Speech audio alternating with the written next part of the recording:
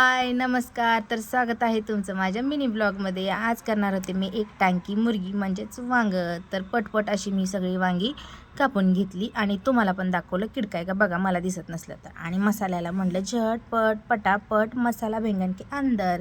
तसं म्हणून मी सगळ्या वांग्यांमध्ये व्यवस्थित असा मसाला भरून घेतला. सकाळची राहिली होती खोबऱ्याची चटणी, तर त्याच चटणीमध्ये बनवणार होते मी खरं वांगं.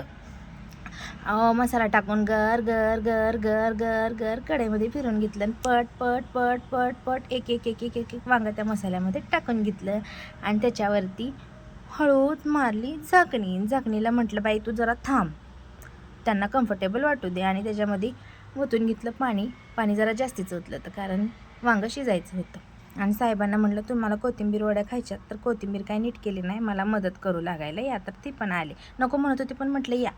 आले आणि मग काय संसाराची 2 चाकं असतात ना, तर दोघांनी पण गाडा वडायला पाहिजे. म्हटलं या आपण दोघं पण वडू. मग आले ते पण. मग कोथिंबीर मी घेतली धुवून आणि चरात जी माझी चालते ना तशी कोथिंबीर पण घेतली चिरण आणि ही केलं होतं मी वड्यांसाठी वाटण. वड्या पण केल्या पण वड्या शिजायला टाकलेलं काही दाखवलं नाही. हे घेतलं होतं आम्ही जेवण. आणि नंतर टाकला पटकन तोंडात आवळा आणि घेतली सगळी भांडी स्वच्छ करून. तेवढ्यात आला होता आमच्या आजीचा फोन, तिला पण बोलले बरं का 2 शब्द.